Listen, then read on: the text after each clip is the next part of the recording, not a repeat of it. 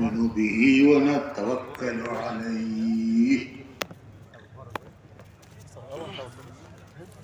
ونعوذ بالله من شرور أنفسنا ومن سيئات أعمالنا ونعوذ بالله من شرور أنفسنا ومن سيئات أعمالنا من يهده الله فلا مضل له ومن يضلل فلا هادي له ونشهد أن لا إله إلا الله وحده لا شريك له ونشهد أن سيدنا ونبينا ومولانا محمدا عبده ورسوله صلى الله عليه وعلى آله وصحبه وبارك وسلم تسليما كثيرا كثيرا اما بعد محترم بھائیوں بزرگوں اور دوستوں آدمی کو جو چیز بناتی ہے یا بگاڑتی ہے وہ اس کا ماحول ہے آدمی اچھا ہے بدقسمتی سے برے ماحول میں پڑ گیا تو وہ بڑے ڈینجر میں ہے کہ وہ برا ماحول اسے بگاڑ دے گا آدمی برا ہے وہ اچھے ماحول میں آ گیا اسے اچھا ماحول مل گیا بڑی امید ہے کہ وہ ماحول اپنا اثر دکھائے گا اپنا رنگ چڑھائے گا حدیث شریف میں آتا ہے کہ ہر بچہ فطرت اسلام پر پیدا ہوتا ہے فطرت اسلام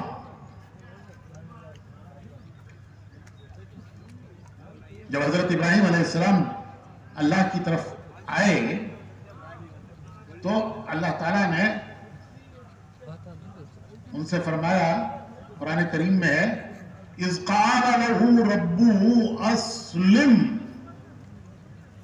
کہ ہم نے ابراہیم سے خطاب کیا وہ وقت یاد کرنے کے قابل ہے جب ہم نے ابراہیم سے خطاب کیا کیا خطاب کیا اسلم اسلم فرما بردار ہو جاؤ فرما بردار بن جاؤ اسلام فرما برداری ہے حکم ماننا ہے تو حضرت ابراہیم علیہ السلام نے جواب دیا اعلیٰ اسلمت لرب العالمین میں سارے عالموں کے پروردگار کا فرما بردار ہو گیا تو اللہ تعالیٰ نے حضرت ابراہیم علیہ السلام سے کیا فرمایا ذرا بولیے ایک لفظ اسلم اسلم کہ مسلمان ہو جاؤ انہوں نے جواب دیا اعلیٰ اسلمت حکم تھا اسلم جواب دیا اسلم تو میں فرما بردار ہو گیا حدیث میں آتا ہے کہ ہر بچہ اسلام کی فطرت پر پیدا ہوتا ہے فرما بردار اللہ کا نافرمان نہیں باغی نہیں لیکن اس کا ماحول اسے اپنے رنگ میں رنگتا ہے بگاڑتا ہے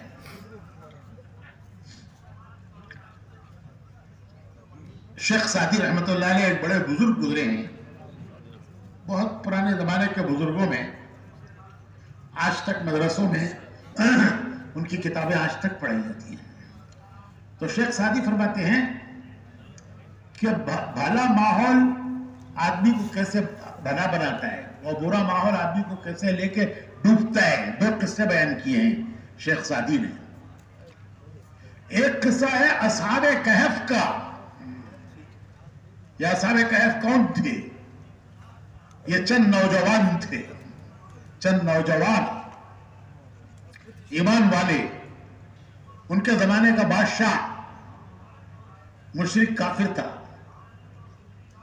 उसने इन नौजवानों को जब पता चला कि ये नौजवान ईमान वाले हैं, अल्लाह पर, यौम आखिरत पर ईमान रखते हैं, तो उसने उन नौजवानों को बुलाया और अपने दरबार में बुलाकर उनको वार्निंग दी कि देखो तुम बड़े अच्छे नौजवान हो, तुम अपना अकीदा छोड़कर मेरे अकीदे पर आ जाओ तो मैं तुम्हें दरबार का दरबारी बनाऊंगा।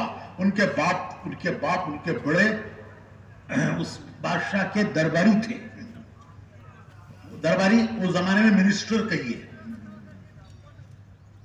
तो उसने उन नौजवानों से कहा बादशाह ने कि तुम मेरा अकीदा कबूल कर लो तो मैं तुम्हें दरबारी बनाऊंगा, तुम्हारे बाप दादा की सीटें तुम्हें मिलेंगी, और अगर तुमने ईमान नहीं कबूल किया तो मैं तुम्हें सख्त सजा दूंगा, तुम्हें पत्थरों से मार मार कर हिलाक करवा दूंगा, शहीद कर दूंगा। मुझे तुम्हारी जवानी पर रहम आता है, मैं तुम्हें वक्त देता हूं, इतने वक्त के अंदर अपना अकीदा छोड़ो, मेरा अकीदा कबूल करो। उसने एक वक्त दिया, वो टाइम पूरा होने को आया तो इन नौजवानों को फिक्र हुआ कि अब बादशाह हमें तलब करेगा, दरबार में पूछेगा क्या फैसला किया तुमने। अगर हम फैसला करते हैं कि हम तुम्हारा अकीदा कबूल कर लेंगे तो ईमान जाता है, और अगर हम कहते हैं कि नहीं हम ईमान पर रहेंगे तो जान जाती है। अब जान बचाओ या ईमान बचाओ, क्या करना है। तो उन्होंने मशवरा किया, जमा होकर उन्होंने आपस में मशवरा किया। मशवरे की खैर, मशवरे की बरकत है। तो अल्लाह ने उनको एक राह सुझाई। उस मशवरे की बरकत से अल्लाह रब्बुल इज्जत ने उनको एक राह सुझाई। क्या राह सुझाई?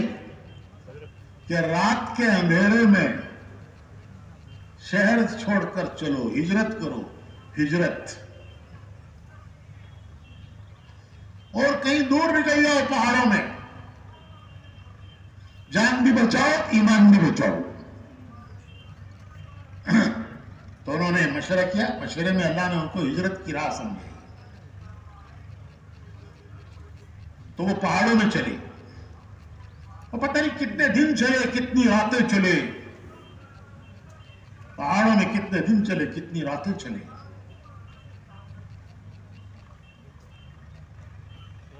उनके साथ एक कुत्ता हो गया। अरबों में बकरियां चराने वाले कुत्ता साथ रखते हैं। वो कुत्ता चारों तरफ से बकरियों की हिफाजत करता है। हर खतरे से बकरियों के रेवड़ को इधर उधर देखकर कहीं से खतरा है उधर दौड़कर वो खतरा दूर करता है। तो ऐसा कुत्ता वो इन नौजवानों के साथ हो गया। तो कई दिन चलने के बाद उनको पहाड़ों में एक गार नजर आया। उन्होंने सोचा कि यह गार बड़ी अच्छी जगह है, छुपने की जगह है, यहां छुप जाएंगे, बादशाह को पता नहीं चलेगा कि हम कहां हैं, तो ये छुपने की बड़ी अच्छी जगह है। तो वो उस गार में छुप गए, और वो कुत्ता उनके साथ आगे पीछे दाएं बाएं चलता रहा। जिधर से कोई खतरा, कुत्ता सूंघता है, खतरा सूंघता है, तो जिधर से कोई खतरा उसे वो सूंघता तो दौड़ कर जाकर उस खतरे को दूर करता। जब ये नौजवान गार में सो गए तो वो कुत्ता अगली टांगे, सामने की टांगे यूं फैलाकर वो उसके गार के मुंह पे बैठ गया कि कोई इन सोते में जाकर इन जवानों को कोई नुकसान न पहुंचाए। तो उनकी हिफाजत के लिए गार के मुंह पर वो टांगे फैला के बैठ गया। खैर किस्सा लंबा है, मुझे पूरा नहीं सुनाना, उसी में गुजर जाएगा। वो गार हमने देखा है उर्दून में اس کے پائے تخت کے قریب پہاڑوں میں وہ غار ہیں. لوگ جاتے ہیں, دیکھتے ہیں, اس کی زیارت کرتے ہیں. ہم بھی گئے تھے, دیکھا ہم نے وہ غار.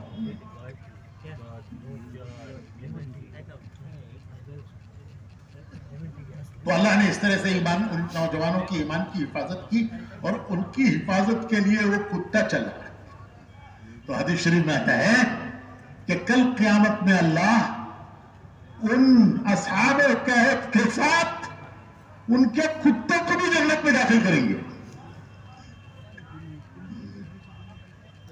کتا ایک نجس جانور.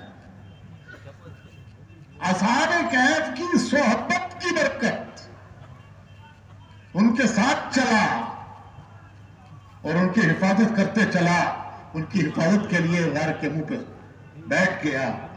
تو حدیث شریف میں آتا ہے کہ کل قیامت میں اللہ رب العزت جب اصحاب کہف جنت میں داخل ہوں گے تو ان کے ساتھ ان کا کتا بھی جنت میں داخل ہوگا. 10 جانور آئے ہیں حدیث شریف میں, 10 جانوروں کے نام آئے ہیں کہ جو جنت میں جائیں گے. ان 10 جانوروں میں ایک اصحاب کہف کا کتا بھی ہے. تو شیخ سعدی کہتے ہیں کہ یہ بھلی صحبت کتا جنت میں جانے کے قابل بن گیا. پھر بری صحبت بیان کی انہوں نے. بری صحبت کا نقصان کیا ہے؟ بری صحبت کی مثال انہوں نے دی ہے نوح علیہ السلام کا بیٹا. جب طوفان نوح آیا تو نوح علیہ السلام بیٹے سے کہنے لگے کہ بیٹا آج کے دن اس کشتی کے علاوہ تجھے کہیں نجات نہیں ملے گی. دیکھ میرے سب ماننے والے میری کشتی میں بیٹھ گئے, تو بھی آجا بیٹھ جا. جس نبی نے 950 سال اپنی امت کو بلایا ہو, انہوں نے اپنے بیٹے کو کس پیار سے بلایا ہوگا, کس درد سے بلایا ہوگا. لیکن بری صحبت. بیٹا کہنے لگا ابا میں پہاڑ پہ چڑھ جاؤں گا, مجھے پہاڑ بچا لے گا, اس طوفان سے مجھے پہاڑ بچائے گا. نوح علیہ السلام سمجھاتے ہیں کہ دیکھ بیٹا یہ طوفان نہیں ہے, یہ اللہ کا عذاب ہے. مجھے اللہ نے حکم دیا کشتی بنانے کا, جو اس پہ بیٹھا وہی بھی نجات پائے گا, تو بھی آ جا. ارے سب بیٹھ گئے, تو میرا بیٹا ہے, تو بھی بیٹھ جا. اس نے نہیں مانی, وہ دوڑ کے پہاڑ پہ چڑھ گیا. طوفان بڑھتا گیا, لہریں اٹھی پہاڑوں کی طرح, اس پانی میں لہریں اٹھی. ایک لہر پہاڑ پر سے گزر گئی اور بیٹا گیا پانی میں. ان کی آنکھوں کے سامنے ان کا بیٹا پانی میں غرق ہو رہا ہے. تو دل تلملایا ان کا. انہوں نے اللہ سے فریاد کی کہ اللہ تو نے مجھ سے فرمایا تھا کہ تو میرے اہل کو بچائے گا, اور میرے اہل میں سب سے قریب میرا بیٹا ہے, وہ میری آنکھوں کے سامنے ڈوب رہا ہے. تو جواب آیا غصے کے ساتھ, غصے کا جواب. اس کا خلاصہ میں ترجمہ نہیں کر رہا ہوں, خلاصہ بول رہا ہوں. اس کا ترجمہ ہے, وہ خلاصہ یہ کہ جو میرا نہیں وہ تیرا کیسے ہو گیا, جو میرا نہیں بنا. یہ اللہ کی طرف سے غصے کا جواب آیا کہ جو میرا نہیں بنا وہ تیرا کیسے ہو گیا. ارے تیرے تو وہ ہے جو میرے ہیں, اور جو میرے نہیں ہے وہ تیرے بھی نہیں ہے. نوح علیہ السلام نے اللہ سے معافی مانگی کہ میں نے نافرمان کی سفارش کی. تو شیخ سعدی کہتے ہیں کہ نبی کا بیٹا بری صحبت اسے لے کے ڈوب گئی. وہ نہیں ڈوبا, اس کی صحبت نے اسے ڈوبویا. وہ نہیں ڈوبا, اس کی صحبت اسے لے کے ڈوبی. تو فرماتے ہیں کہ بھلی صحبت کتا جنت پہ جانے کے قابل بنا, اور بری صحبت نبی کا بیٹا ڈوب گیا. ہمارے بزرگوں میں ایک بزرگ تھے مولانا سعید احمد خان صاحب رحمت اللہ علیہ. وہ اس کام کے لیے ہجرت کر کے مدینہ منورہ چلے گئے تھے.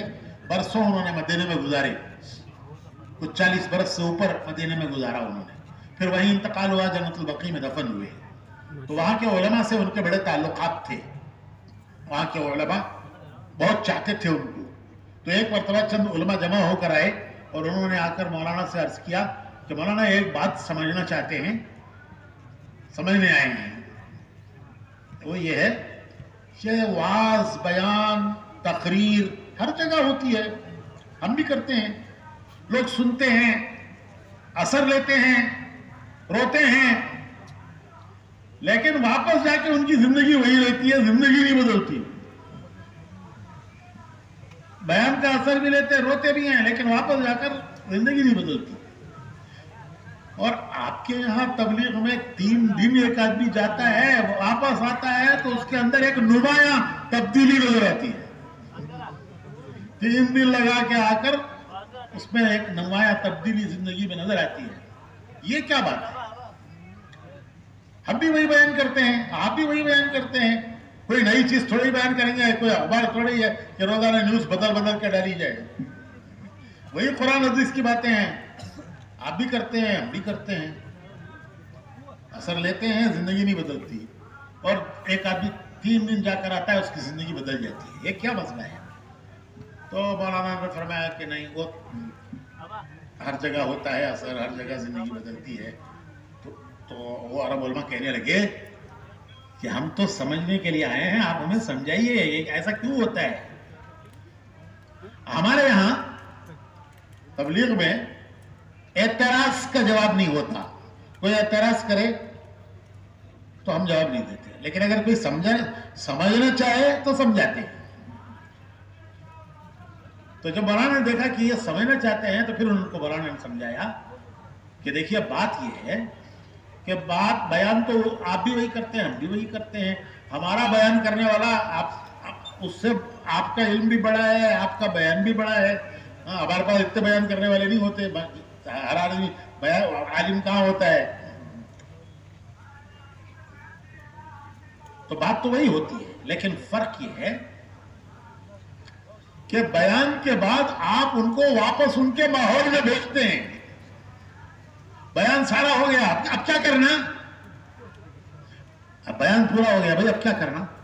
आप भी घर जाओ, मैं भी घर जाता हूं। अब आप भी घर जाओ और मैं भी घर जाता हूं। तो आप उसे उसके माहौल में वापस भेजते हैं, हम नहीं भेजते वापस माहौल में उसके। जब देखते हैं कि इस मजमे ने तासुर लिया है, फल पक गया है, तो छोड़ते नहीं फल को, उसे तोड़ लेते हैं। अब पक गया, इसे तोड़ लो। कैसे तोड़ते हैं? तश्कील करते 4 महीने। चिल्ला, चलो बोलो भाई, नाम बोलो। तो जब देखते हैं मजमा मुतासिर हो गया तो अब हम उसको उसूल करते हैं, और उसूल करके उसका माहौल बदलते हैं। हमारा काम इतना ही है कि हम उसको 4 महीने में चिल्ले में भेज देते हैं, उसका माहौल बिल्कुल बदल जाता है। 4 महीने मस्जिदों में गुजारना, आमाल में लगना, हदीस कुरान की तालीम, गश्तें, बाहर भी गए तो बाहर वालों को मस्जिद में लाने के लिए गए। ये माहौल उसका पूरा बदल जाता है। वो पिछले माहौल से कट कर एक नए माहौल में आता है। हमारा काम बस इतना ही है, हम उसका माहौल बदलते हैं, फिर वो माहौल अपना रंग चढ़ाता है। जैसे भट्टी, रंग की भट्टी, वो रंग चढ़ाती है उस पर। पुराना हो कपड़ा, मैला हो, भारी हो, हल्का हो, सस्ता हो, इसका तो इख्तियार है कि भट्टी में डालो या ना डालो, लेकिन इसका इख्तियार नहीं है कि डालने के बाद रंग न बदले। जब आप भट्टी में डाल देंगे तो भट्टी अपना रंग चढ़ाएगी। तो हम उसे उसका माहौल बदल देते हैं, एक माहौल में ले जाते हैं, फिर वो माहौल उसे बदलता है। हम नहीं बदलते, हम जिस माहौल में उसे ले जाते हैं वो माहौल बदलता है। फिर जब वो वापस आता है तो उसे फिर वापस उसके माहौल में जहां से वो निकल कर गया था उसे जाने नहीं देते। वापस आने के बाद हम उसके वक्त को ऐसा मशगूल कर लेते हैं कि उसे पिछले माहौल में जाने का मौका नहीं मिलता। आज पहला गश्त है, आज दूसरा गश्त है, आज शब गुजारी है, शब जुमा है, आज जमात आई है, आज जमात आई है, उसकी नुसरत करना है, रोजाना कुछ न कुछ है, तो उसे वो वक्त ही नहीं मिलता कि वो अपने पिछले माहौल में जाए। हम उसके फारिग वक्त को घेर लेते हैं गश्तों में, तालीम में। आज पहला गश्त, आज दूसरा गश्त, आज मरकज का इज्तिमा, आज मशवरा, आज जमात आई उसकी नुसरत। तो इस माहौल में वापस आने के बाद भी उसे वापस, अब उस आदमी में दो बातें पैदा होती हैं। एक ये, या तो ये पैदा होता है कि वो पिछले माहौल से जिसमें वो था उसमें से लोगों को पकड़ कर इस माहौल में लाता है। ये इस्तेदाद की बात है, कभी किसी में इतनी जरूरत नहीं होती तो वो अपने पिछले माहौल से कटकर इस माहौल का हो जाता है, और बाद में वो कुव्वत होती है कि पिछले माहौल से पकड़ के लोगों को इस माहौल में लाते हैं। इस तरह हम जिंदगियां बदलते हैं। तो मेरे भाइयों, माहौल एक ऐसी चीज है। तो हमारे दावत के काम में माहौल, दो तरह से माहौल, एक बाहर निकलकर अपना माहौल बदलना और एक अपने मकाम पर अपना माहौल बदलना। दावत के इन अमाल में लगना, इस माहौल में चलना। तो भाइयों, हमें अल्लाह का शुक्र करना चाहिए कि अल्लाह ने हमें इस माहौल के साथ जोड़ दिया। हमें अल्लाह ने इस माहौल के साथ जोड़ दिया। हमारे एक दोस्त हैं, इंजीनियर हैं, आए हुए हैं यहाँ। तो वो बता रहे थे कि एक इज्तिमा हो रहा था और मैं उस इज्तिमा में इंतजामी कामों में लगा हुआ था। इज्तिमा के एक 4 नौजवान, बाद में उन्होंने किस्सा सुनाया कि 4 नौजवान बड़ी बढ़िया गाड़ी में, सेठों के लड़के, वो उस रास्ते से गुजर रहे थे। ये किस्सा उन लड़कों ने बाद में सुनाया कि हम उस रास्ते से गुजर रहे थे तो हमने देखा कि उस मैदान में कुछ टोपी वाले, जुब्बे वाले मैदान में काम कर रहे हैं, और काम कर रहे हैं फावड़े, कुदाल, बालनियां, मिट्टी उठाना, उसे लेवल करना। तो हम सोचने लगे कि देखने में तो ये सब मौलवी साहिबान लगते हैं, इमाम साहब, मौलवी साहब लगते हैं, और काम कर रहे मजदूरों का क्या किस्सा है ये, चलो देखें। तो उन्होंने गाड़ी फेरी, अपनी गाड़ी फेरी और इधर आ गए मैदान में। करीब होके देखा तो माशाल्लाह गाड़ियां हैं, जुब्बे हैं, टोपियां हैं, और मिट्टी उठा रहे हैं, फावड़ों से मिट्टी डाल कर ले जाकर खड्डे भर रहे हैं, जमीन लेवल कर रहे हैं। ये मैदान आप जहां बैठे हैं, यहां तो इतनी ऊंची ऊंची घास थी कि आदमी अंदर चल नहीं पाता था। कितने महीनों से लोगों ने यहां सर्दी की रातों में काम किया है, खड्डे खोदने का, लेवलिंग करने का, मिट्टी उठाने का। तो वो नौजवान ऐसे ही वो इज्तिमा में लोग काम कर रहे थे। तो ये नौजवान हैरत से देखने लगे कि ये क्या मसला है ये। फिर उन्होंने पूछा कि आप लोग मजदूरी कर रहे हैं? उन्होंने कहा नहीं, मजदूरी तो है, लेकिन ये मजदूरी मरने के बाद अल्लाह से बदला लेने के लिए है। अच्छा, मरने के बाद? ये वो कौम होती है जो कभी मौत को याद भी नहीं करती, बुलाती है। मालदारों के बच्चे और नौजवान तो अब एकदम उनको एक हथौड़ा लगा, मरने के बाद इसका बदला मिलेगा। तो यहां क्या होगा? ये जो आप सारी तैयारी कर रहे हो, यहाँ क्या होगा? तो उन्होंने कहा कि लोग आएंगे, यहाँ बैठेंगे, नमाजें पढ़ेंगे, दुआएं मांगेंगे, अपने गुनाहों की माफिया मांगेंगे, अपनी आइंदा जिंदगी के लिए अल्लाह से तौफीक मांगेंगे, हिदायत मांगेंगे, और फिर अल्लाह के रास्ते में जाएंगे अपनी आखिरत बनाने के लिए। तो शाम हो गई, गुरूब के बाद लोग अंदर वहां चले गए क़ियाम में। اذان ہوئی، نماز ہوئی، پھر دعا ہوئی. اس کے بعد یہ نوجوان کہنے لگے آپس میں ایک دوسرے سے کیا وہاں نہیں جانا ہے جہاں ہم جا رہے تھے؟ جہاں ہم جا رہے تھے اب وہاں نہیں جانا ہے، کل سے یہاں آئیں گے. تو ان سے پوچھا ہم بھی ساتھ آپ کے ساتھ کام کر سکتے ہیں؟ انہوں نے کہا سب کر سکتے ہیں، آل آر ویلکم، سب آؤ. تو انہوں نے نوجوانوں نے طے کیا کہ کل سے ہم یہاں جائیں گے، وہاں نہیں جائیں گے جہاں جاتے تھے.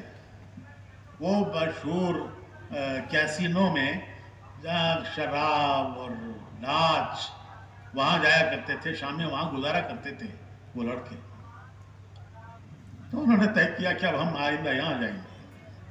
تو اس دن سے وہ آنے لگے اور جو کام ان کو ملتا اور جتنا وہ کر سکتے اتنا وہ کرنے لگے. کچھ دنوں میں اجتماع گیا، اجتماع میں بیانات میں بیٹھے، تشکیل ہوئی، کھڑا ہو کے نام دے دیا، جماعت میں چلے گئے. پھر جب واپس آئے تو سب کچھ بدلا ہوا، چہرہ بھی بدل گیا، لباس بھی بدل گیا. تو صاحب ہمارے دوست کہنے لگے کہ میں نے ان لڑکوں کو نہیں پہچانا، حالانکہ وہ لڑکے روزانہ آ کر یہاں میدان میں کام کرتے تھے، لیکن جب وہ وقت لگا کر آئے تو ان کی زندگی اتنی بدل چکی تھی کہ میں نے ان کو نہیں پہچانا. انہوں نے آ کے مجھ سے تعارف کرایا کہ دیکھو ہم وہی لڑکے ہیں جو روزانہ ہم آپ کیا آیا کرتے تھے، کام کیا کرتے تھے.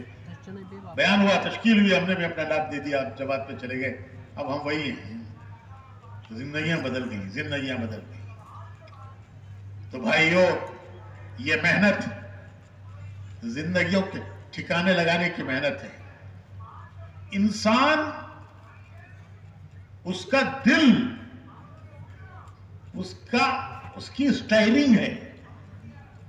جیسے گاڑی کی سٹائرنگ ہوتی ہے تو انسان کے جسم کی سٹائرنگ اس کا دل ہے، گاڑی کو پھیرنے والی. گاڑی کی سٹائرنگ سیدھی ہاتھ طرف پھیرو گاڑی سیدھی ہاتھ طرف جاتی ہے، بائیں طرف پھیرو گاڑی بائیں ہاتھ طرف جاتی ہے. وہ پوری گاڑی اس کی سٹائرنگ کے تابع ہے. تو انسان کے جسم کی گاڑی اس کے دل کے تابع ہے. اس لیے حدیث شریف میں آتا ہے کہ حضور اکرم صلی اللہ علیہ وسلم عام طور پر نمازوں کے بعد یہ دعا مانگا کرتے تھے، یا مقلب القلوب، یا مقلب القلوب ثبت قلبی علی دینک، یا مصرف القلوب صرف قلبی علی دینک. حدیث شریف میں آتا ہے کہ حضور اکرم صلی اللہ علیہ وسلم اکثر نمازوں کے بعد بالجہر آواز سے یہ دعا مانگتے تھے کہ یا مقلب القلوب، اے وہ ذات جو دلوں کو پلٹتی ہے، ہمارے دلوں کو دین پر جما دے. ثبت قلبی، ہمارے دلوں کو دین پر جما دے. یا مصرف القلوب، جو دلوں کو پلٹنے والا ہے، اے اللہ دل تیرے قبضے میں ہے. اللہم ان قلوبنا ونواسینا وجوارحنا بیدک، اے اللہ ہمارے دل، ہماری پیشانیاں، ہمارے اعضاء جوارے تیرے ہاتھ میں ہیں، ہمارے ہاتھ میں نہیں ہیں، تیرے ہاتھ میں. لم تملکنا منہا شیئا، جب تو نے ہمیں مالک نہیں بنایا تو تو ایسا کارساز بن جا ہمارا.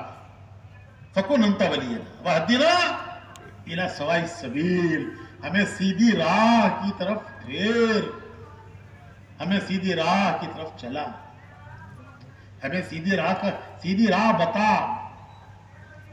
تو حضور یہ دعا آواز کے ساتھ نمازوں کے بعد مانگا کرتے تھے. ارے بھائی، حضور صلی اللہ علیہ وسلم کا دل تو پھرا ہوا ہی تھا دین پر، حضور کا دل تو دین پر جمع ہوا ہی تھا، پھر یہ دعا کس لیے ہے؟ حضور کا دل تو دین پر جمع ہوا ہی تھا، وہ تو پھرا ہوا ہی تھا دین کی طرف. پھر آپ نے یہ دعا کیوں مانگی کہ اللہ میرے دل کو دین کی طرف پلٹ دے اور میرے دل کو دین پر جما دے؟ اس دعا کے کیا معنی ہیں بھائیو؟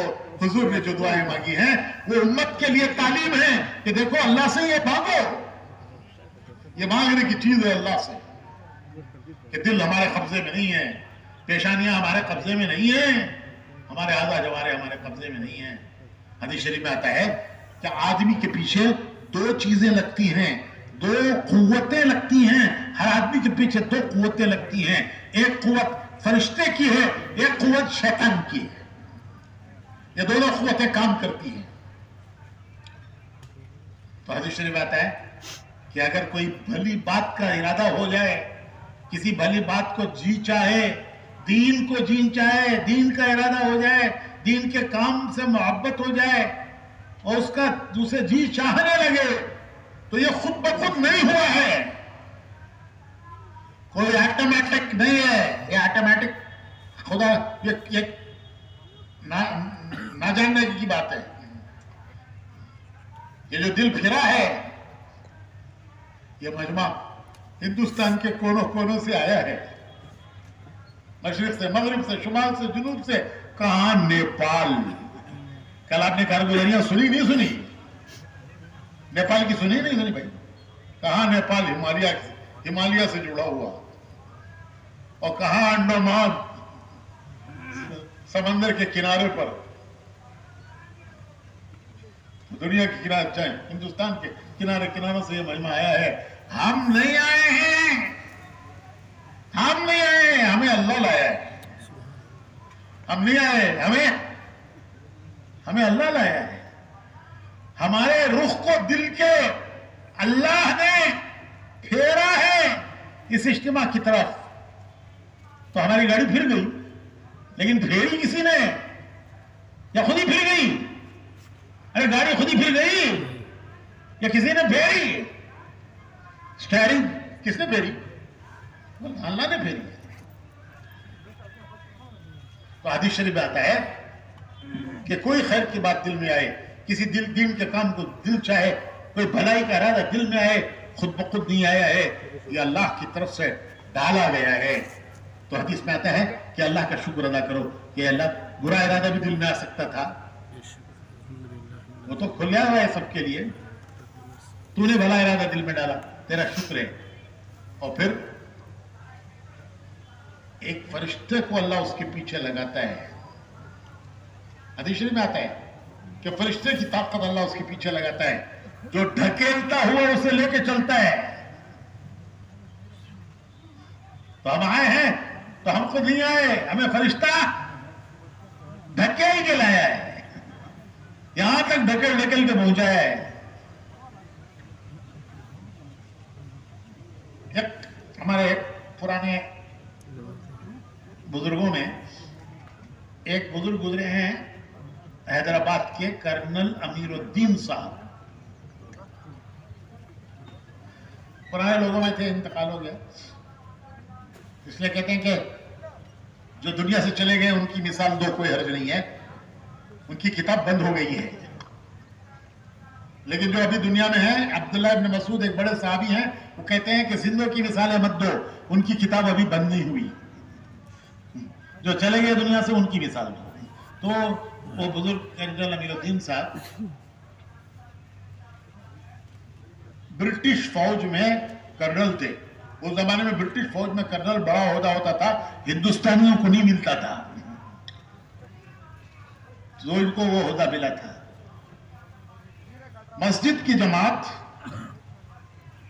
مشورہ کر رہی تھی بیٹھ کر، یہ جو آپ روزانہ مشورہ کرتے ہیں نا، اپنی مسجدوں میں کرتے ہیں نا بھائی، ارے بھائی روزانہ کرتے ہیں نا مشورہ کہ ہم کہاں گئے ہیں، کہاں نہیں گئے، کس کے پاس ملے ہیں، کس سے نہیں ملے. تو جماعت مشورہ کر رہی تھی، کسی نے کہا کہ ہمارے محلے میں کرنل صاحب رہتے ہیں، ہم اب تک ان سے نہیں ملے، ان کے پاس جانا چاہیے. کون جائے؟ تو مشورہ ہوا، جماعت میں. ہمارے مولانا سعید احمد خان صاحب رحمۃ اللہ علیہ فرمایا کرتے تھے کہ جب کسی سے ملنے جاؤ تو کم سے کم تمہاری جماعت میں ایک آدمی ایسا ہونا چاہیے کہ جس کو دیکھ کر اسے خوشی ہو. سب ایسے نہیں ہونے چاہیے کہ جس کو دیکھ کر اس کی پیشانی پر بل پڑے، یہ کون آ گئے، کیوں آ گئے. ارے ایک آدمی کم سے کم تمہارے ساتھ ایسا ہونا چاہیے کہ جس سے اس کا دل کا دروازہ کھلے، اس کو خوشی ہو. تو جماعت بنی. اب وہ جماعت گئی تو ان کے بنگلے کے گیٹ پر سینٹری کھڑا رہتا تھا رائفل لے کے. تو انہوں نے اس سے درخواست کی کہ بھئی ہم صاحب سے ملنا چاہتے ہیں. تو اسے دیکھ کر کہ اچھے اچھے لوگ ہیں, دیندار لوگ ہیں, مولوی صاحبان ہیں, اسے رحم آیا. اس نے کہا کہ اچھا میں صاحب سے تمہارے لیے اجازت لے کر آتا ہوں. وہ اندر گیا. اس نے جا کر کرنل صاحب سے کہا کہ صاحب بہت سے مولوی آپ سے ملنے آئے ہیں, کچھ مولوی آپ سے ملنے آئے ہیں. وہ مولوی صاحبان ملنے آئے ہیں تو کیا آدمی سوچتا ہے عام طور پر بھئی اگر مولوی صاحبان آئے ہیں تو کیا خیال ہوتا ہے کہ کیوں آئے ہوں گے؟ ارے کیا خیال ہوتا ہے بولیے نا, کہ کوئی چندہ مانگنے آئے ہوں گے, مسجد بن رہی ہے, مدرسہ بن رہا ہے, یتیم خانے میں سودا نہیں ہے, کچھ نہ کچھ چندہ مانگنے آئے ہوں گے. تو کرنل صاحب نے سوچا کہ یہ دو آتے تو کچھ نہ کچھ دے کے میں ان کو روانہ کرتا. یہ تو کہہ رہا ہے کہ بہت سے مولوی آئے ہیں تو میں پتہ نہیں کتنا بڑا ڈیمانڈ کریں گے. تو انہوں نے سوچا کہ کسی طرح ان سے بچنا چاہیے, اوائڈ کرنا چاہیے. کیا بچنے کا آسان راستہ کیا ہے؟ تو ان کی سمجھ میں آیا. انہوں نے سینٹری سے کہا جا کے کہہ دو کہ صاحب گھر میں نہیں ہے, صاحب گھر میں نہیں ہے. نہیں ہے تو کیا, نہیں ہے تو پھر کیا کریں گے بھائی؟ کیا یہ کہیں گے کہ چیکنگ کریں گے ہم؟ ارے بھائی نہیں ہے تو اچھی بات ہے, انشاءاللہ پھر کبھی آئیں گے. اب تو ٹل گیا معاملہ. لیکن اللہ کی شان, وہ سینٹری آیا اور اس نے آ کر یہ کہا کہ صاحب بول رہے ہیں صاحب گھر میں نہیں ہے. بانڈا پھوڑ دیا پورا اس نے.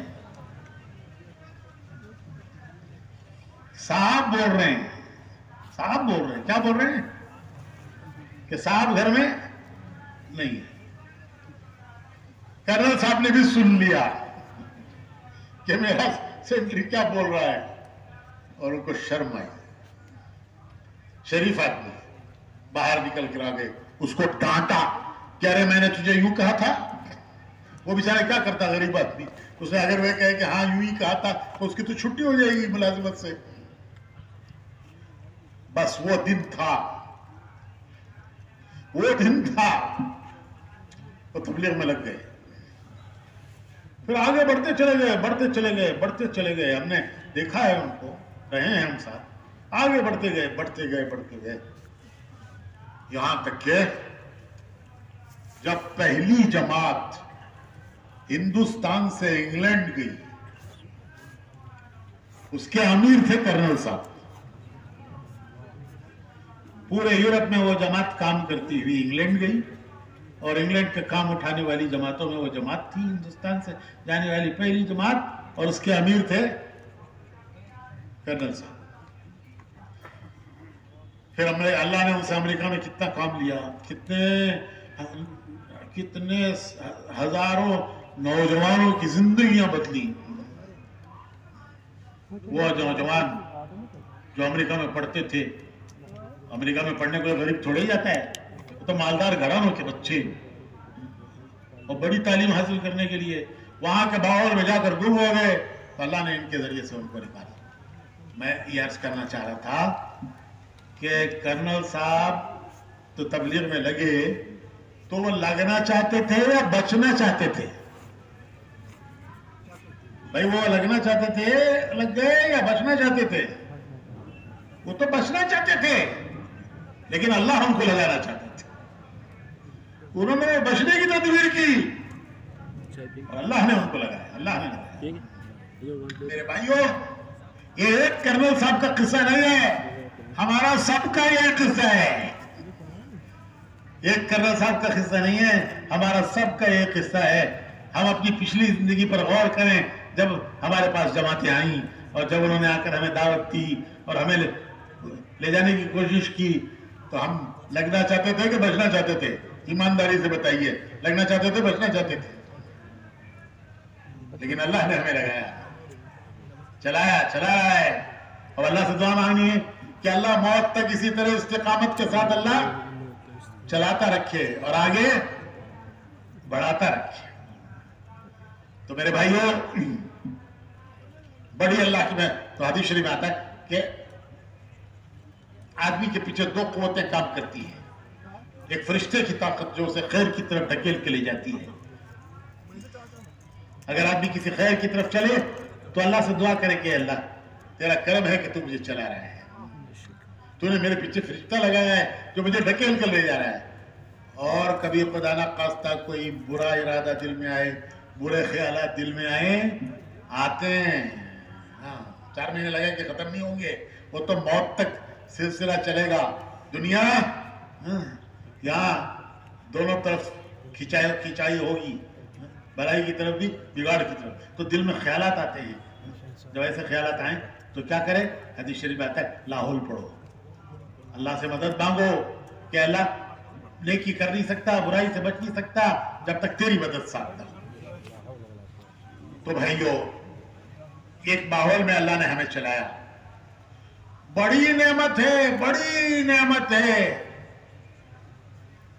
موت کے وقت پر احساس ہوتا ہے کہ کتنی بڑی نعمت ہے, کتنی بڑی نعمت ہے.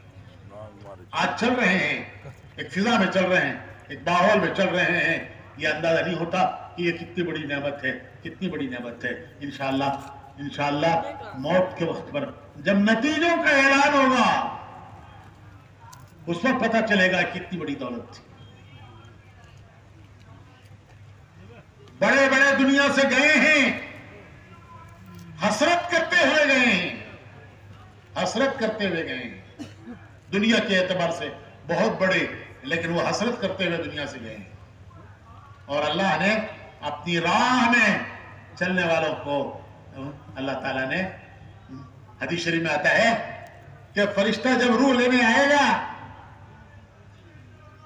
تو جنت کے گلدستے ہوں گے, ہر پھول کا رنگ الگ, ہر پھول کی خوشبو الگ. کہے گا ارجعی الی ربک راضیۃ مرضیہ فادخلی فی عبادی وادخلی جنتی. کہے گا ارے چلو, ارجعی, چلو الی ربک راضیۃ مرضیہ, اس رب کی طرف اس حال میں کہ وہ تم سے راضی, تم اس سے راضی. فادخلی فی عبادی, اس کے بندوں میں داخل ہو جاؤ. وادخلی جنتی, اس کی جنت میں داخل ہو جاؤ.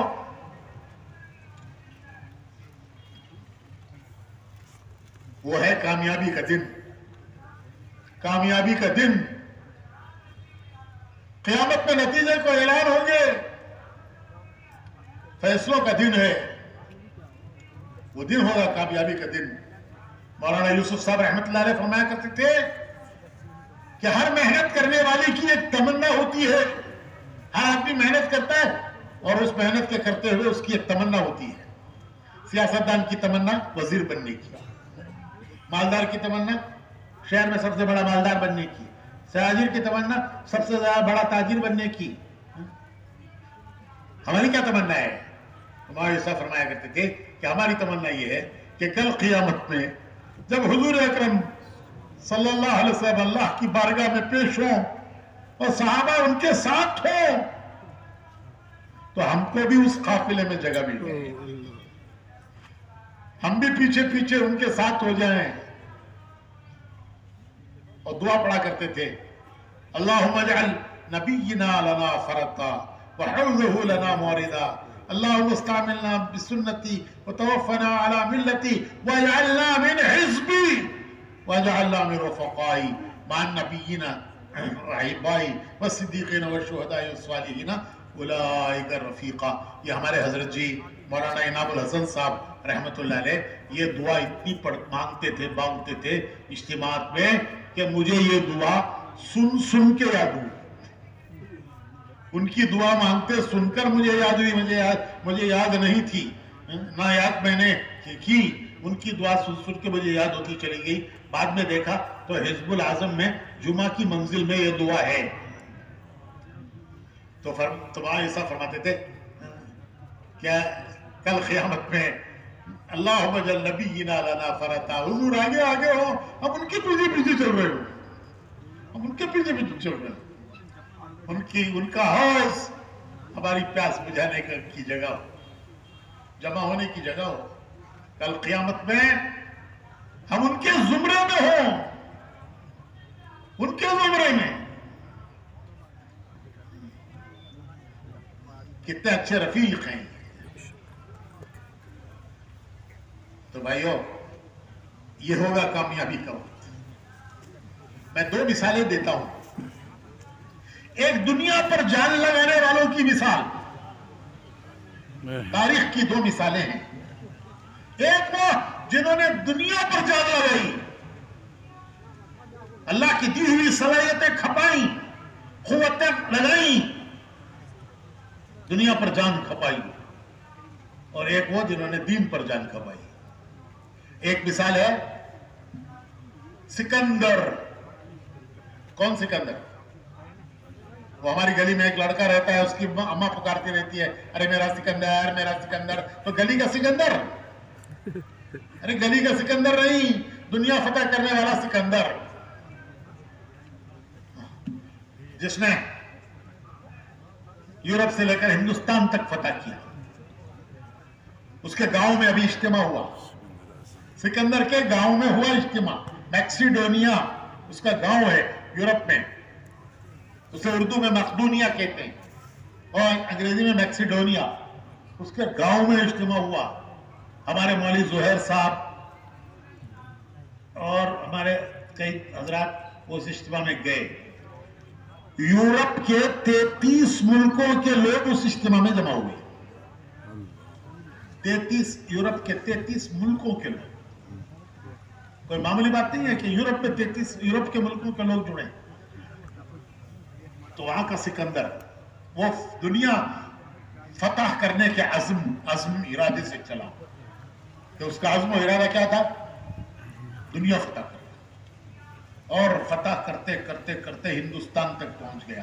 اس دور میں, جس دور میں آدمی وہاں سے یہاں تک سفر کا بھی ارادہ نہیں کرتا تھا, ہمت نہیں کرتا تھا, اس نے سفر ہی نہیں کیا, راستے کے سارے ملک فتح کیے, بڑی بڑی فوجوں کو شکست دی, بادشاہوں کو تختوں سے اتار دیا, ان کے ہزاروں سال کے ان کے باپ دادا کھکڑ دادا سکڑ دادا خزانے جمع کیے ہوئے ہزاروں سال کے خزانے اس نے لوٹ لیے. ہندوستان آ کر اس کی فوج آگے بڑھنے سے اس نے انکار کر دیا. تھک گئی. روز پیدل چلنا نہیں, پیدل جماعت نہیں کہ روز چلے جا کے مسجد میں پڑھ کے سو گئے. رات روز چلنا, روز چل کے پھر جا کے دوسرے دن جنگ کرنا, میدان میں لڑنا. تو فوج تھک گئی. اس نے کہا کہ ہم واپس جاتے ہیں, اب ہم تھک گئے, اب ہم آگے نہیں بڑھیں گے. اب وہ جب فوج آگے نہیں بڑھے گی تو یہ کیا کرے گا؟ یہ بھی مجبور ہو کے واپس لوٹا. واپس لوٹتے ہوئے راستے میں موت آئی, واپسی میں موت آئی. اسے انداز ہو گیا کہ اب میری موت ہے. بڑا سمجھدار تھا, ارسطو اس کا استاد تھا. جب موت آئی تو وہ سمجھ گیا کہ موت آ گئی ہے, وہ وقت آ گیا ہے. آدمی کو محسوس ہونے لگتا ہے کہ وہ وقت آ گیا ہے. تو وہ کہنے لگا کہ راستے میں مر رہا ہوں, پردیس میں مر رہا ہوں. ارے کوئی ہے جو میری موت کو اتنا دور کر دے, مؤخر کر دے کہ میں وطن جا کے مر جاؤں. میں جانتا ہوں کہ مرنے سے تو بھائی بچ نہیں سکتا, مروں گا, لیکن کوئی اتنا اس کو وہ موت کو دور کر دے, اس پہ وقفہ کر دے کہ میں جا کر اپنے وطن میں مر جاؤں. ارے ہے کوئی جو مجھے اتنی زندگی دے دے کہ میں گاؤں جا کے مروں, تو میری پوری دولت اس کے لیے ہے, پوری دولت میں دینے کے لیے تیار ہوں کہ چند دنوں کی زندگی ایسی مل جائے کہ وطن جا کے مر جاؤں. لیکن وہ کوئی کر نہ سکا. اس نے کہا کہ میری پوری زندگی کی دولت, اور وہ دولت بڑے بڑے بادشاہوں کو جو فتح کیا, ان کے خزانے حاصل کیے, زندگی بھر کی وہ کمائی میں دینے کے لیے تیار ہوں, اگر مجھے کوئی اتنے دن کی زندگی دے دے, مہلت دے دے کہ وطن جا کے میں مر جاؤں. لیکن نہ ہوا, وہ راستے میں مر گیا. تو یہ ہے نتیجہ, جس کے لیے زندگی لگائی, جان کھپائی. اور ایک دوسرا واقعہ ہے, حضرت سیدنا بلال رضی اللہ تعالیٰ عنہ, حضور کے صحابی, حضور کے ہر وقت کے خادم, ان کے انتقال کا وقت آیا، بیوی پاس بیٹھی ہے، رو رہی ہیں اور کہہ رہی ہیں کہ کیسی حسرت کا وقت ہے، کیسے افسوس کا وقت ہے کہ میرے شوہر کی دنیا سے جدائی ہو رہی ہے، اور وہ بھی کیسا شوہر، مسجد نبوی کا پہلا مؤذن، حضور کا ہر وقت کا خادم ساتھی، وہ آج دنیا سے جا رہا ہے۔ تو کیسے رنج و غم کا وقت ہے کہ میرا ایسا شوہر دنیا سے جا رہا ہے۔ حضرت بلال سنتے ہیں اور سن کے کہتے ہیں کہ تو غلط کہہ رہی ہے، یہ رنج و غم کا وقت نہیں ہے، یہ خوشی کا شادمانی کا وقت ہے۔ ابھی تھوڑی دیر میں دنیا سے جاؤں گا، تھوڑی دیر میں جاؤں گا دنیا سے، میرے آقا محمد رسول اللہ صلی اللہ علیہ وسلم انتظار کر رہے ہیں، میرے دوست صحابہ وہ انتظار کر رہے ہیں کہ آج کون آ رہا ہے؟ آج بلال آ رہا ہے، تھوڑی دیر میں دنیا سے جاؤں گا، آخرت میں پہنچوں گا۔ جو میرے ساتھی صحابہ پہلے چلے گئے وہ وہاں میرے منتظر ہیں کہ آج کون آ رہا ہے؟ آج بلال آ رہا ہے۔ میرے آقا محمد رسول اللہ صلی اللہ علیہ وسلم انتظار کر رہے ہیں، آج کون آ رہا ہے؟ آج بلال آ رہا ہے۔ تو یہ وہ ہیں جنہوں نے دین پر جان کھپائی، اور یہ وہ ہیں جنہوں نے دنیا پر جان کھپائی۔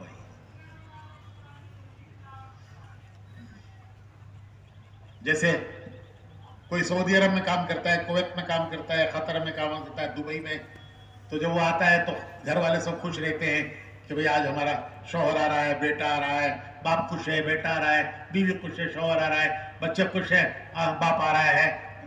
اور وہ وہاں ایئرپورٹ پر دبئی کے وہ اس کے دماغ میں یہ چل رہا ہے، تھوڑی دور میں جاؤں گا، ایئرپورٹ پہ اتروں گا، میرے گھر والے مجھے لینے کے لیے آئے ہوئے ہوں گے، کار لائے ہوں گے، گھر سے آئے ہوں گے، اور گھر میں بریانی پکی ہوگی، گھر میں بریانی پکی ہوگی۔ اس کے تخیلات کہاں؟ دبئی میں، کہ ابھی تھوڑی دیر کے بعد پہنچوں گا ہوائی اڈا دلی کا، پھر وہاں سے گھر جاؤں گا، سب میرے انتظار میں ہوں گے، بیوی بچے رشتہ دار، اور گھر میں بریانی پکی ہوگی۔ اور یہاں انتظار کر رہے ہیں کہ آج ابا آ رہے ہیں، آج ابا، بچے مچل رہے ہیں، آج ابا آ رہے ہیں۔ تو میرے بھائیوں، حضرت بلال کہتے ہیں کہ میرے، ارے تو کہہ رہی ہے رنج غم کا وقت ہے، یہ تو ایک خوشی کا وقت ہے کہ وہاں میرے آقا محمد رسول اللہ صلی اللہ علیہ وسلم انتظار میں ہیں، میرے ساتھی جو دنیا سے پہلے چلے گئے میرے سے، وہ میرا انتظار کر رہے ہیں۔ آج کون آ رہا ہے؟ آج بلال آ رہا ہے۔ بھائیوں، یہ ہے نتیجے کی، دنیا ہی میں نتیجہ۔ اللہ رب العزت ہمیں اس کی توفیق عطا فرمائے۔ یہ اجتماعات بیانات سنانے کے لیے نہیں ہیں، یہ بیانات سنانے کے لیے نہیں ہیں،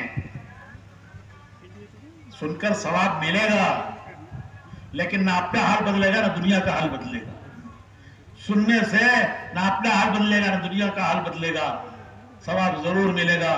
یہ بیانات سنانے کے لیے نہیں ہیں، یہ ایک فیصلہ کرنے کے لیے ہیں کہ ہمیں آئندہ زندگی میں کیا کرنا ہے، وہی کرنا ہے جو اب تک کر رہے تھے، یا ہمیں بدلنا ہے۔ اللہ اکبر۔ اللہ کی دی ہوئی نعمتیں، قوت، طاقت، صلاحیت، زندگی، یہ دی اللہ کی دی زندگی، یہ جلتے ہوئے چراغ کسی وقت بھی بجھ سکتے، کسی کا بھی چراغ کسی وقت بھی بجھ سکتا ہے، زندگی کا چراغ بجھ سکتا ہے۔ تو بھائیو، یہ اللہ نے جو موقع دیا ہے، زندگی دی ہے، یہ کس پر لگانا ہے؟ کیا سب کچھ دنیا پر لگا دینا ہے اور فاتح سکندر کی طرح حسرت کے ساتھ جانا ہے کہ میری پوری دولت لے لو، مجھے چند دن دے دو؟ کیسی حسرت کی موت ہے کہ دنیا کا فاتح دنیا سے جا رہا ہے، حسرت کی موت، کہہ رہا ہے میری سب دولت زندگی بھر کی فتح کی ہوئی دولت لے لو، مجھے چند دن دے دو، چند دن دے دو۔ دنیا بڑی بے وفا ہے، اس نے کسی کے ساتھ وفا نہیں کی جو ہمارے ساتھ وفا کرے گی۔ اس دعوت کے کام میں کیا چاہتے ہیں؟ چاہتے ہیں بھائی اپنی زندگیوں کو لگاؤ. کہاں لگاؤ؟ سوچ سمجھ کر لگاؤ, سوچ سمجھ کر لگاؤ. دنیا وہ تو سب کھا جائے گی, سب کچھ کھا جائے گی, اور واپس میں بدلہ کچھ ملے گا نہیں. تو مولانا الیاس صاحب رحمت اللہ علیہ نے امت کو ایک نظام دیا ہے, ایک سسٹم دیا ہے, ایک نظام دیا ہے کہ دیکھو اپنی زندگیوں کو سوچ سمجھ کے لگاؤ, خرچ کرو. ایسا نہیں ہونا چاہیے کہ اس کا سب کچھ دنیا کے لیے لگ جائے اور ہم حسرت کے ساتھ دنیا سے جائیں. ایک حصہ اس کا اللہ کے دین کے لیے ایک حصہ لگاؤ. اسے طے کرو کہ اتنا مجھے کرنا ہے. دنیا مجھے موقع دے گی تو بھی کروں گا, اور دنیا موقع نہیں دے گی تو کیا کرنا؟ نہیں کریں گے. دنیا موقع نہیں دے گی تو اسے قربان کر کے یہ کروں گا. مجھے ایک چیز طے کرنی ہے کہ مجھے کیا کرنا ہے آئندہ زندگی میں. دنیا مجھے موقع دے گی تو بھی دوں کروں گا, اور دنیا موقع نہیں دے گی تو میں دنیا کو قربان کر کے اسے کروں گا. کیوں؟ کہ یہ مجھے بدلہ دلائے گی, وہ مجھے کوئی بدلہ نہیں دلائے گی. تو مولانا الیاس صاحب رحمۃ اللہ علیہ نے امت کو زندگیوں کا ایک نظام دیا ہے کہ زندگیوں کے بارے میں فیصلے کرنا کہ کتنا اس اللہ کے دین کے لیے ہم اللہ کی دی ہوئی نعمتوں کو. جان بہت بڑی نعمت. جان کے ایک معنی ہے وقت. جب تک جان ہے وقت ہے. جان گئی تو 4 مہینے مانگیں گے, قبرستان میں جا کے تشکیل کرو, بولو بھائی کتنا لگائے, وہ کہیں گے باقی سب لگا لو جاؤ. تو جان کے ایک معنی ہے وقت. اس وقت کو کیسے خرچ کرنا ہے؟ یہ برف کی سلی ہے, پگھل جائے گی. ایک اعلیٰ درجہ ہے اور ایک ادنا درجہ ہے. اعلیٰ درجہ حق تو کوئی نہیں ادا کر سکتا. حق ادا کرنا دین کا. ارے اللہ کی دی جان میں اللہ کے لیے لگائی تو ہم نے کیا دیا؟ اس کا دیا ہوا اسے دیا. جان اللہ کی دی ہوئی, اس کے کام پر لگائی, ہم نے کیا دیا؟ اس کی دی جان اس کے دین پر لگائی. مال اس کا دیا ہوا, ہم نے اس پر لگایا دین کے لیے. ہم نے کیا کیا؟ وہ تو اس کا دیا ہوا اسے لگایا. تو حق تو کوئی نہیں ادا کر سکتا. لیکن بھائیو وہ اللہ بڑا نوازنے والا ہے, بڑا نوازنے والا ہے, بڑا قدردار ہے, بڑا قدردار ہے. بندوں کی قدر کرنے والا مالک ہے, بڑا مالک ہے, جو بندوں کی بڑی قدر کرتا ہے, اپنے بندوں کی قدر کرتا ہے, اپنے بندوں کی قدر کرتا ہے. تو اعلیٰ درجہ یہ ہے کہ 4 مہینے زندگی کا ایک تیسرا حصہ 3 حصے کرو. سال کے 12 مہینے 3 حصے کرو. 4 مہینے اللہ کے دین کے لیے, ایک تیسرا حصہ اللہ کے دین کے لیے لگانا. یہ اعلیٰ درجہ ہے. اللہ پاک انہیں ذریعہ بنائیں گے دنیا میں ہدایت کے پھیلنے کا, انہیں بھی ہدایت دیں گے, اور اللہ ان کو ذریعہ بنائیں گے دنیا میں ہدایت کے پھیلنے کا. تو اعلیٰ درجہ 3 حصے کرنا, 3 حصے کر کے ایک حصہ اللہ کے دین کے لیے لگانا. اور آخری درجہ یہ اپنی نجات کے لیے, کہ ہماری نجات ہو جائے. 10 حصے کر کے ایک حصہ اللہ کے دین کے لیے لگانا. 10 حصے کرو, 9 حصے اپنے اہل و عیال کے لیے, ایک حصہ اللہ کے دین کے لیے. یہ نجات کا ذریعہ ہے. 10 حصے لگائیں گے, 10واں کل موت کے وقت پر یہ ایسے کام آئے گا کہ چلہ لگایا تھا, چلہ ہے سال کا 10واں, 3 دن ہے مہینے کا 10واں, 2.5 گھنٹے ہیں 24 گھنٹے کا 10واں, 2.5 گھنٹے لگائے روزانہ. موت کے وقت پر ایسے ملے گا گویا پورا دن یہی کرتا رہا. موت کے وقت پر بدلہ ایسا ملے گا گویا پورا دن یہی کرتا رہا. لگائے تھے 2.5 گھنٹے, بدلہ ایسا ملا کہ گویا پورا دن یہی کرتا رہا, پورا دن گشت ہی کرتا رہا, تبلیغ میں پھرتا رہا. 3 دن لگائے, بدلہ ایسا ملے گا گویا پورا مہینہ لگایا.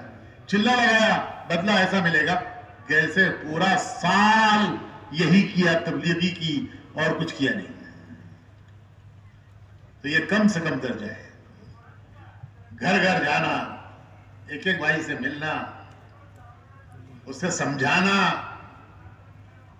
उसे आमादा करना कि भाई हमारी दुनिया और आखिरत की कामयाबी इस दीन में है.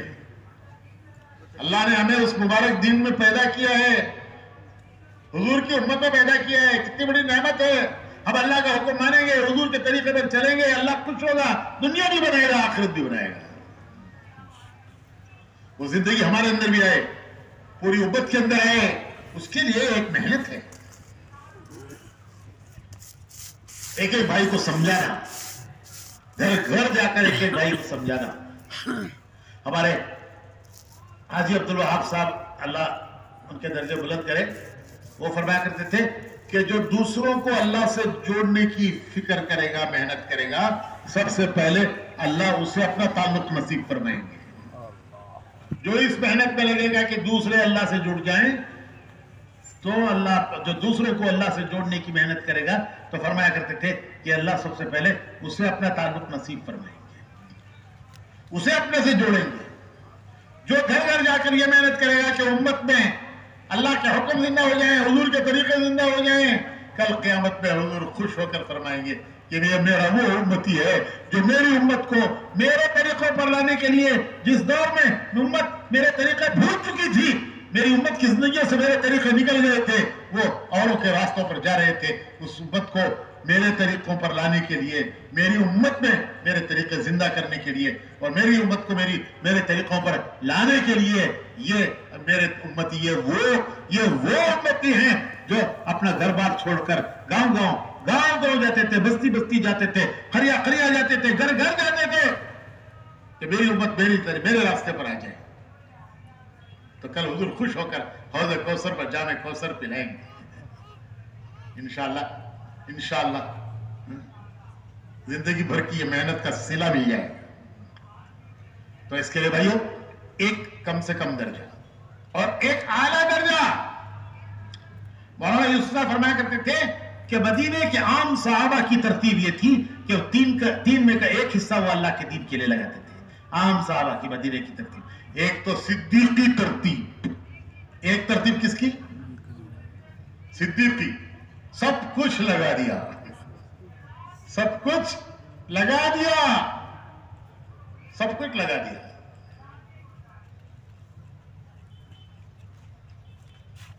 लेकिन हर एक नहीं बन सकता, हर एक के बस का नहीं है. और एक फारूकी तरतीब, आधा लगाया, और एक आम साहबा की तरतीब थी, एक तिहाई वो अल्लाह के दीन के लिए लगाना. जो एक तिहाई पर आएंगे उन्हें अल्लाह जरिया बनाएगा, अल्लाह कौमों मुल्कों की हिदायत का अल्लाह उन्हें जरिया बनाएगा. जैसे मैंने अभी कर्नल साहब की मिसाल दी कि अल्लाह ने कैसे कैसे हजारों नौजवानों को हिदायत की तरफ आने का, पलटा खाने का अल्लाह ने उनको जरिया बनाया. तो जो एक तिहाई लगाएगा अल्लाह उसे खुश नसीबी देंगे, और वो इंशाअल्लाह मुल्कों कौमों की हिदायत का अल्लाह उसे जरिया बनाएंगे. और भाई देखो भाई, हम दूसरों की कमाई है. हम सब किसकी कमाई है? जिन्होंने हमको लगाया. हम दूसरों की कमाई है. हम किसकी कमाई है? जिन्होंने हमें लगाया. हमारी कमाई क्या होगी? जिनको हम लगाएंगे वो हमारी कमाई होगी. हम उनके हिसाब में है जिन्होंने हमें लगाया. हमारे हिसाब में क्या होगा? हमारे हिसाब में होगा जिनको हम लगाएंगे, जो मेहनत करके हमें लगा गए. अल्लाह उनके दर्जे बुलंद करे, उनकी कुर्बानियां वो हमें लगा गए. अब हमारा मौका आया है कि हम मेहनत करके जिनको लगाएंगे वो हमारे हिसाब में हमारी कमाई होगी. ये मौका अल्लाह ने हमें दिया है. तो भाइयों, ये जोड़, ये मशवरे, ये इज्तिमात सिर्फ इतने काम के लिए नहीं है कि हम सुनकर चले जाएं. हमें फैसले करने हैं कि हमें आइंदा क्या करना है, आइंदा जिंदगी में हमें क्या करना है. वही करना है जो अब तक करते रहे हैं या बदलना है? हमें एक मेहनत पर आना है, हम खुद इस मेहनत पर आना चाहते हैं, उम्मत को इस मेहनत पर लाना चाहते हैं, खुद इस पर आना चाहते हैं, उम्मत को इस पर लाना चाहते हैं। करते रहेंगे इंशाअल्लाह। अल्लाह उन खुशनसीबों की मंजिल को पहुंचाएगा, उन खुशनसीबों की मंजिल को अल्लाह पहुंचाएगा। और अगर उस मंजिल को पहुंचने से पहले दुनिया से जाने का वक्त अगर आ गया, चले थे उनकी मंजिल को सामने रखकर, लेकिन उस मंजिल को पहुंचने से पहले अगर दुनिया से जाने का वक्त आ गया, तो कुरान और हदीस में बड़ी बशारतें हैं कि क़यामत में अल्लाह उनके साथ हशर करेगा जिनकी मंजिल को सामने रखकर चले थे। क़यामत में अल्लाह उनके साथ उठाएगा, उनके साथ हशर करेगा जिनकी राह पकड़ी थी, जिनकी राह पकड़ी थी, जिनकी राह पर चले थे, पहुंचे नहीं उनकी मंजिल को, उससे पहले दुनिया से जाने का वक्त आ गया। बस बशारते हैं कुरान हदीस में कि कल क़यामत पे अल्लाह उनके साथ उठाएगा, उनके साथ हशर करेगा जिनके रास्ते को हमने पकड़ा था। कैसा मुबारक रास्ता है, कैसा मुबारक रास्ता है। हालात से घबराना नहीं, हालात से घबराना नहीं। दुनिया हालात की जगह है, दुनिया हालात की जगह है। बड़े बड़ों पर हालात आए, नबियों पर हालात आए, तो घबराना नहीं, हालात से घबराना ही। कल रात को मौलाना ने फरमाया था कि देखो रास्ता मत छोड़ो, एक रास्ता अल्लाह ने दिया है, उसे मजबूत पकड़ो, मजबूत पकड़ो। बड़ों का रास्ता, बुजुर्गों का रास्ता, बड़ों का रास्ता, उनकी कुर्बानियों की बरकत हमें अल्लाह ने एक रास्ता दिया है। हमारी बुनियादें हैं, हमारी बुनियादें 3 बड़ी बुनियादें हैं, इनको ज़हन में रखना।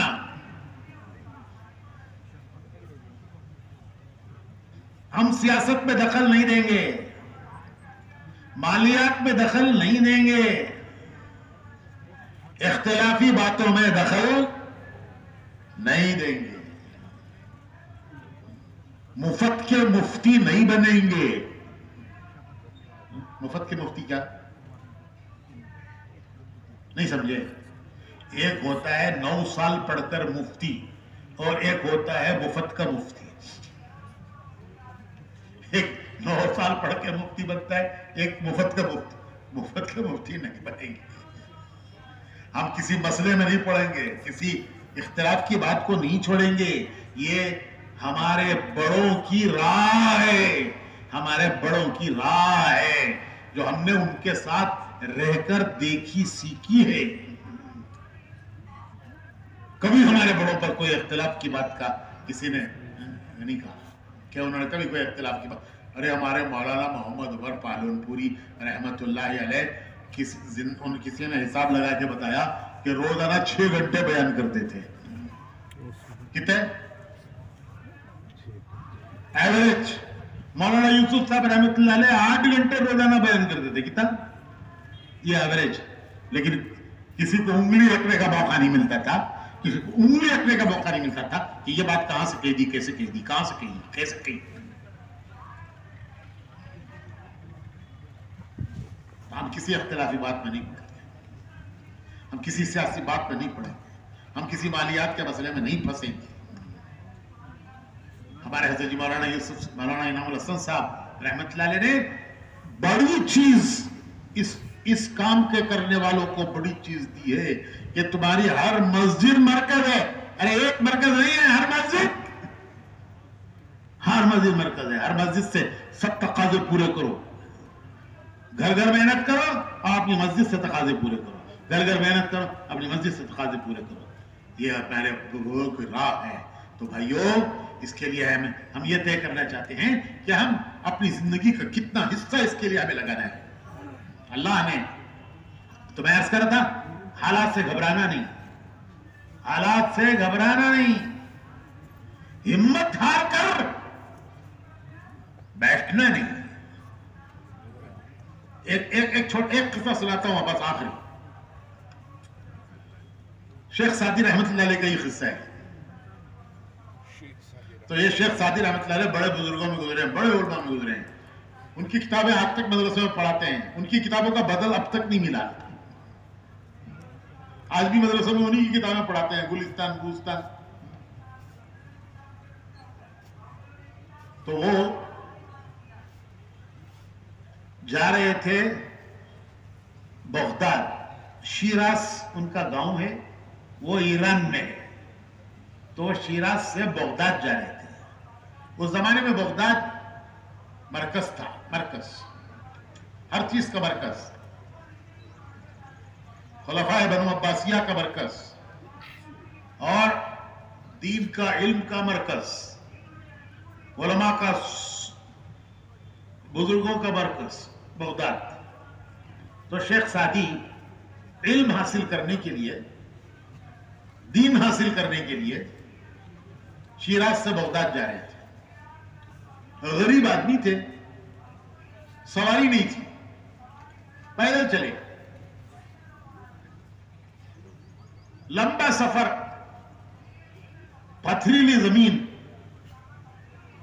جوتے ٹوٹ گئے. چلتے چلتے پیدل جوتے ٹوٹ گئے. تو جوتے کہاں ریپیئر کریں گے وہاں جنگل میں؟ جوتا ٹوٹ جائے تو اسے لے کے چلنا بڑا مشکل ہوتا ہے, بھاری ہوتا ہے. تو جب جوتے ٹوٹ گئے تو انہوں نے نکال کے پھینک دیے اور پیدل چلے, ننگے پاؤں چلے. جس زمین پر جوتے ٹوٹ گئے ہوں اس پر پاؤں کا کیا حال ہوا ہوگا؟ تھوڑی دیر میں پاؤں میں آبلے آ گئے, پاؤں پھٹ گئے,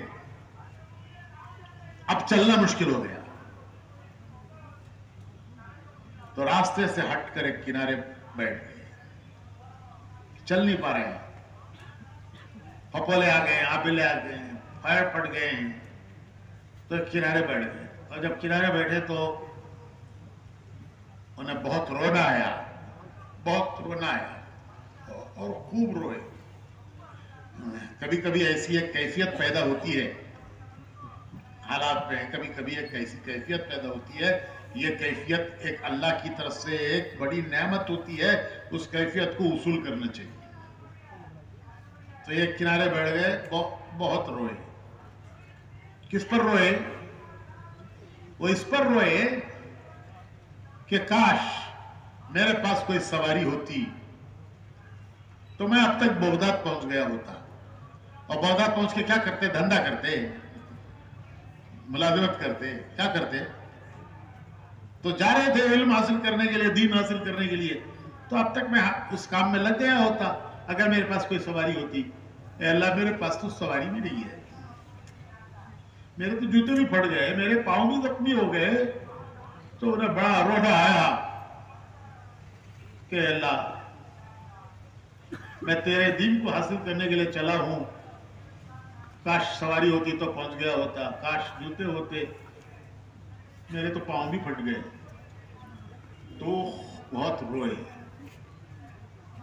تھوڑی دیر میں انہوں نے یہ دیکھا کہ ایک آدمی اسی راستے سے جا رہا ہے, اس کے پاؤں ہی نہیں ہیں, اس کے دونوں پاؤں نہیں ہیں. تو انہیں بڑی عبرت ہوئی. کہنے لگے اللہ, میں اس پر رو رہا ہوں کہ میرے پاس سواری نہیں ہے اور میرے جوتے پھٹ گئے ہیں. اے تیرا ایک بندہ وہ بھی ہے جس کے دونوں پاؤں نہیں, اور جس کے دونوں پاؤں نہیں ہوتے وہ رینگتا چلتا ہے ہاتھوں اور پاؤں کے سہارے سے. جیسے بچہ رینگتا ہے تو اب اس کے پاؤں تو ہے نہیں کہ چلے, تو یہ رینگتا وہ چلتا ہے. تو وہ رینگتا وہ چل رہا تھا. تو کہنے لگے اللہ تیرا شکر ہے کہ میرے پاس سواری نہیں تو میرے پاس کم سے کم پاؤں تو ہے. تیرا ایک بندہ وہ ہے جس کے پاؤں بھی نہیں ہے. اور بڑی ان کو عبرت ہوئی. عبرت یہ ہوئی کہ ایک آدمی, اس کے پاؤں نہیں ہیں لیکن اس کے باوجود وہ راستے سے ہٹا نہیں. اور منزل کے سفر سے رکا نہیں. وہ منزل کے سفر سے نہیں رکا اور وہ راستے سے نہیں ہٹا، حالانکہ وہ اتنا معذور ہے. اور میں شیخ سعدی کو عبرت ہوئی.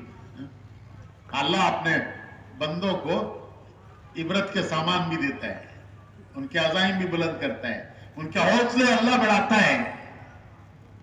تو ان کو یہ عزم ملا کہ اللہ تیرا ایک بندہ پاؤں میں نہیں ہے، میں تو رو رہا ہوں، سواری نہیں ہے، اس کے پاؤں نہیں ہے، لیکن وہ راستے سے ہٹا نہیں اور منزل کے سفر سے رکا نہیں.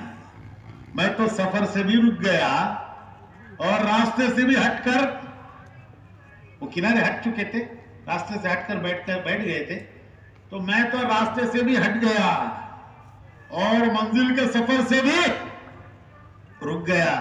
یہ تیرا معذور بندہ، نہ اس نے راستہ چھوڑا نہ منزل کے سفر سے یہ رکا.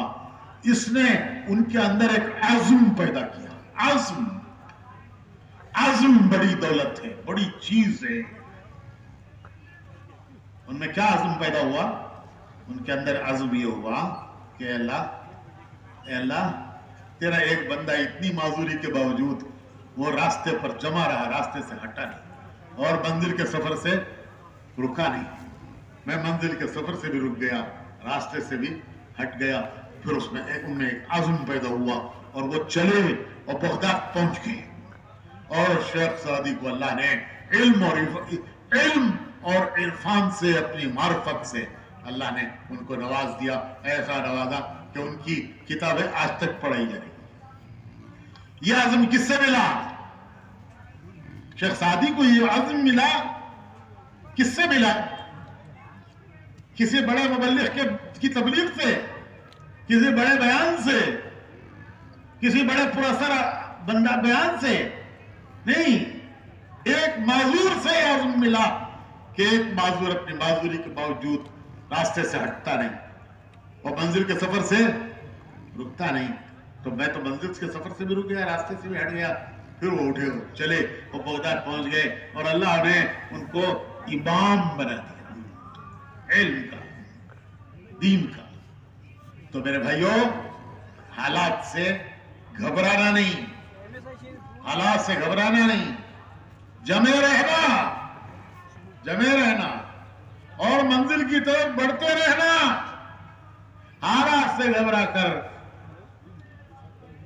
منزل کے سفر سے رکنا نہیں اور راستے سے ہٹنا نہیں اور منزل کے سفر سے رکنا نہیں. اللہ قبول فرمائے. پورے ملک کے یہ کام کرنے والوں کا مجمع ہے، یہ کریم ہے، کریم اللہ نے اس مبارک محنت میں لگایا ہے. بھائیو، آگے بڑھتے رہنا ہے، آگے بڑھتے رہنا ہے، چلتے رہنا ہے. اللہ سے دعا مانگنا ہے کہ اللہ اس میں ہمیں جمائے اور چلائے اور قبول فرمائے. یہ مجلس کچھ ارادے کرنے کی ہے. کچھ ارادے کرو، اجتماعی ارادے بھی کرو، انفرادی ارادے بھی کرو، اپنی ذاتوں کے اعتبار سے بھی طے کرو اور اجتماعی طور پر بھی طے کرو. ذاتوں کے اعتبار سے انفرادی کیا ارادے؟ جیسے رات کو ماشاءاللہ ایک بڑا مجمع کھڑا ہوا کہ ہم انشاءاللہ اپنی اپنی مسجدوں سے 4 مہینے کی جماعتیں بنا کے نکلیں گے. میں نے عرض کیا نا کہ ہم دوسروں کی کمائی ہے، ان کی محنت، ان کی کتاب میں ہے ہمارا حساب. جن کو ہم لگائیں گے وہ ہماری کمائی ہوں گے. تو ایک ارادہ یہ کرنا کہ ہم اپنی مسجدوں سے 4 مہینے کی جماعتیں بنا کے انشاءاللہ نکلیں گے. کیوں بھائی سب کرتے ہیں ارادہ؟ کیا انشاءاللہ میں جان نہیں ہے؟ کہاں سے بنائیں گے جماعتیں؟ مسجدوں سے. اللہ کا شکر ہے اب تو ملکوں کی جماعتیں مسجدوں سے بن رہی. ہم اپنی مسجدوں سے جماعتیں بنا کر 4 مہینے کے لیے نکلیں گے. کب نکلیں گے اسے طے کرو، کیونکہ یہ طے کیے بغیر نہیں ہوتا. ورنہ شیطان یہ نہیں کہتا مت کرو، وہ ٹالتا ہے. شیطان کا حربہ ہے ٹالنا، ٹالنا. ٹھیک ہے آئندہ کریں گے، آئندہ کریں گے، آئندہ کریں گے، کہتے کہتے موت آ جاتی ہے. تو طے کرو کہ ہر حال میں کرنا. موقع ملے گا تو کریں گے، موقع نہیں ملے گا تو دنیا کو قربان کر کے کریں گے. تو ایک ارادہ یہ کرنا انفرادی 4 مہینے جماعتیں بنا کر ہم لے کر جائیں گے. کون سے مہینے میں جائیں گے اسے دیکھو. اور اجتماعی طور پر اپنے صوبوں سے اور ہمارے اضلاع سے اور ہمارے شہر کے حلقوں سے اور اپنے صوبوں سے ہم کتنی جماعتیں نکالیں گے 4 ماہ کی. اور آخری درجہ چلہ، ایک اعلیٰ درجہ ہے، ایک آخری درجہ. آخری درجہ نجات کا درجہ ہے اور اعلیٰ درجہ ان خوش نصیبوں میں شامل ہونے کا درجہ ہے کہ جن کو اللہ ہدایت کے کام کے لیے استعمال کرے اور انہیں ان ملکوں علاقوں کی ہدایت کا اللہ ذریعہ بنائے. یہ ہے وہ اعلیٰ درجہ. تو بھائیو ایک ارادے کرو 4 ماہ کب لگائیں گے، اپنی مسجدوں سے جماعتیں بنا کے لے کے چلیں گے. اور آخری درجہ چلے کب لگائیں گے. یہ مجمع اپنے عزائم کر کے جائے. اور مہینے کے 3 دن میری اس مہینے کی کمائی، وہ نئے لوگ ہیں جن کو میں محنت کر کے 3 دن کے لیے تیار کر کے لے کے چلوں. جتنوں کو میں نے محنت کر کے تیار کیا اور ان کو میں ساتھ لے کے چلا، وہ میری اس مہینے کی کمائی ہے. ہر آدمی یہ دیکھے میں نے اس مہینے میں کیا کمایا، میری اس مہینے کی کمائی کیا ہے، میں نے اس مہینے میں کیا کمایا. جن کو میں نے تیار کیا اور میں ان کو ساتھ لے کے چلا 3 دن کے لیے، وہ میری کمائی ہے. انشاءاللہ یہی چلے دینے والے بنیں گے، یہی انشاءاللہ 3 چلے دینے والے بنیں گے. تو اجتماعی طور پر اب کتنی جماعتیں سہرودہ نکل رہی ہیں اور انشاءاللہ آئندہ مشورے میں جب ہم آئیں گے تو ہماری جماعتیں کتنی بڑی ہوئی ہوں کہ انشاءاللہ ہم یہاں تک پہنچنے کی ہم نے نیت کی ہوئی ہے. 4 مہینے ہم کس مہینے میں لگائیں گے، یا آخری درجہ چلہ ہم کس مہینے میں لگائیں گے، اور پھر ہم اپنی مسجدوں سے جماعتیں بنا کر چلیں گے. تو ہمارے صوبے سے کتنی جماعتیں 4 ماہ کی نکلے گی، چلے کی نکلے گی. یہ عزائم کرنے ہیں. اپنی ذات کے بارے میں کون سے مہینے میں ہم نکلیں گے، اور اپنے علاقوں کے بارے میں کہ ہمارے صوبے سے ہم کتنی جماعتیں انشاءاللہ آئندہ. بظاہر تو یہ ابھی تو طے نہیں ہوا مشورے سے، لیکن میں ایک اندازہ بتا رہا ہوں کہ اگلا ہمارا مشورہ تو رمضان کے فوراً بعد انشاءاللہ ہوگا. تو درمیان میں یہ بڑے مبارک مہینے ہیں. رجب چل رہا ہے، رجب چل رہا ہے، شعبان آ رہا ہے، رمضان کی آمد ہے. تو ان 3 مہینوں میں کتنی جماعتیں ہم 4 ماہ کی نکالیں گے، کتنی چلے کی نکالیں گے، کتنی سہرودہ جماعتیں ہم نکالیں گے. یہ اجتماعی عزائم. اور انفرادی طور پر ہر شخص اپنے عزم کہ میں کس مہینے میں میری مسجد کی جماعت کو لے کے نکلوں گا. اس مجلس میں، ہمارے مشوروں کی مجلس میں 2 مجلسیں ہوتی ہیں، ایک کارگزاری اور ایک آئندہ کے عزائم. کارگزاری کل ہو گئی، آئندہ کے عزائم اس مجمع کو اب کرنے ہیں. صبح وار بیٹھنا ہے اور صبح وار بیٹھ کر ذاتی عزائم بھی کرنا کہ میرا وقت کب لگے گا، کس مہینے میں جماعت بنا کر مسجد سے لے جاؤں گا، اور میرے صوبے سے میں ہم سب مل کر محنت کر کے کتنی جماعتیں صوبے سے ہم اگلے جوڑ تک نکالیں گے. 4 مہینے کی کتنی، چلے کی کتنی، اور سہرودہ جتنی اب نکل رہی ہیں اس میں کتنا اضافہ ہوگا انشاءاللہ. یہ 4 چیزیں ہیں، ذاتی عزائم اور اجتماعی عزائم. تھوڑی دیر کے لیے حلقے بنا کر بیٹھ کر یہ عزائم کرنے ہیں، اور پھر انشاءاللہ بندہ عزم کرتا ہے، اللہ مدد کرتا ہے. بندہ ارادہ کرتا ہے، اللہ پورا کرتا ہے.